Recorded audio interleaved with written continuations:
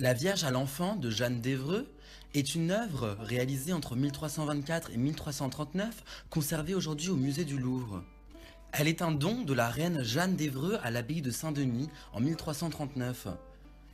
Elle mesure 68 cm de haut et est réalisée en argent doré avec des émaux de basse taille, des pierres et des perles.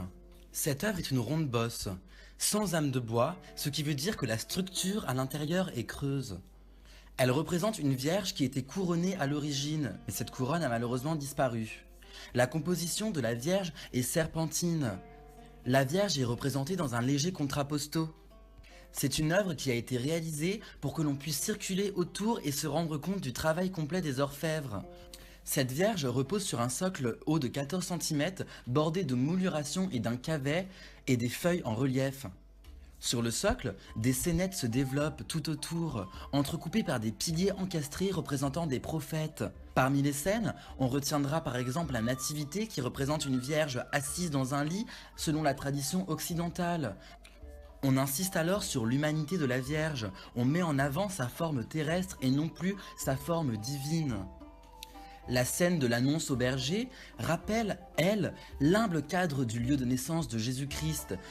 Et de la même manière, elle rappelle aussi que le christianisme s'est d'abord diffusé chez les juifs les plus pauvres, ici symbolisés par les bergers, et seulement ensuite le christianisme s'est diffusé chez les plus riches, ici représentés par les mages. Sur l'avant du socle, on a mis en avant des scènes de la Passion.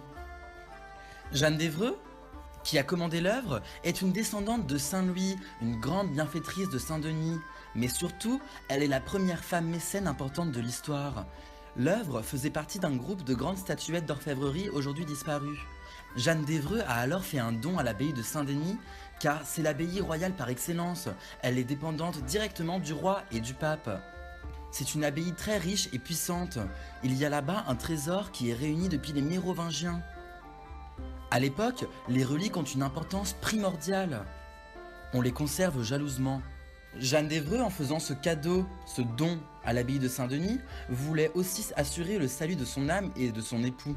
À cette époque, les reliques prennent de plus en plus d'importance, mais pour la Vierge, on a un problème. La Vierge est censée être montée corps et âme au ciel, c'est-à-dire que son corps est aussi monté au ciel. On manque donc de reliques de la Vierge. Mais pour satisfaire le peuple en manque de piété, on a mis en place plusieurs stratagèmes. On a trouvé des cheveux que Sainte Véronique aurait distribués, des cheveux de la Vierge. En effet, elle tient à la main une fleur de lys d'orfèvrerie et de cristal dans laquelle étaient enfermées des reliques, des vêtements, des cheveux et du lait de la Vierge. Le culte de la Vierge ou son adoration est appelé mariolatrie. Selon la tradition byzantine, il y a deux cultes de la Vierge. Il y a le culte de la Vierge en majesté et le culte de la Vierge de tendresse. Ici, cet héritage byzantin reprend la Vierge de tendresse.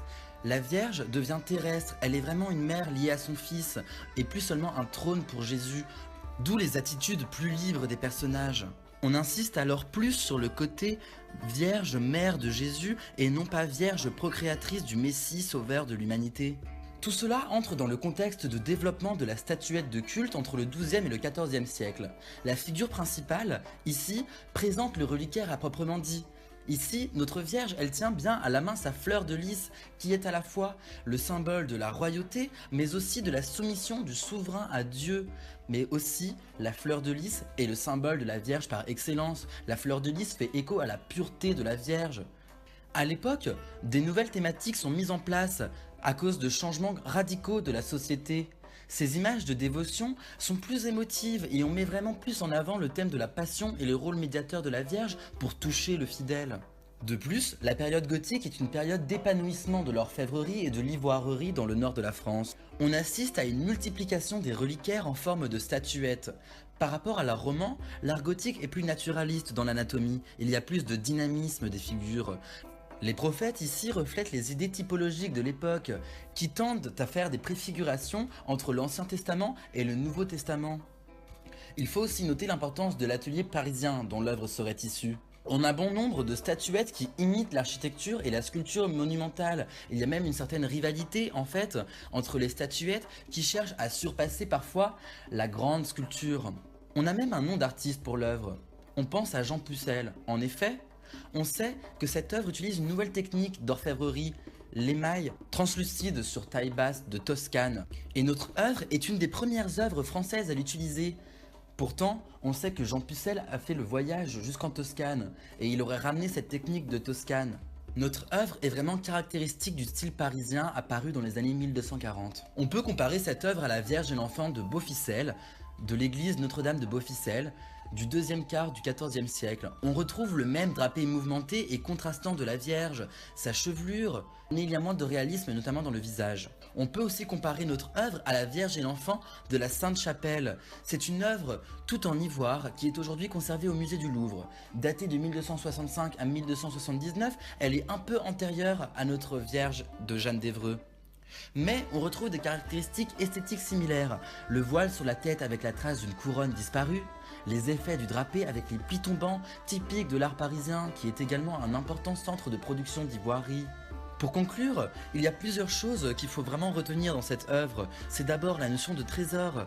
C'est un don de Jeanne d'Évreux pour l'abbaye de Saint-Denis qui contenait un des plus riches trésors ecclésiastiques d'Europe.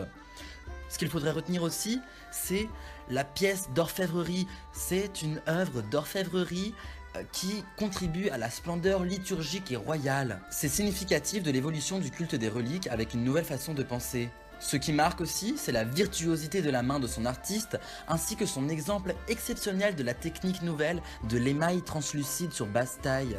Cela suffirait pour justifier le renom des orfèvres parisiens de la première moitié du XIVe siècle.